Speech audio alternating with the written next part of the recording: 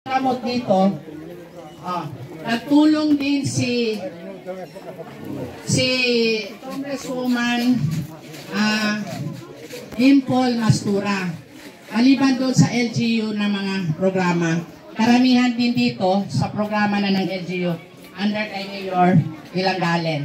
So ako ay tagapaghatid ng mga programa at iparating sa inyo. Siguro naman alam din ninyo kasi baka meron ding naka-avail noon ng mga services, lalo na sa medical, doon sa amin, sa Northern Kabuntalan, sa amin, di ba?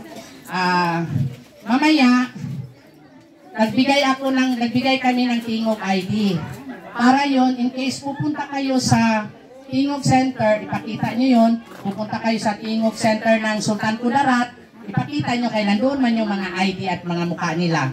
Ngayon, kung hindi kayo nila i-entertain doon, magsabi kayo sa akin, may hotline kami, para matulungan kayo.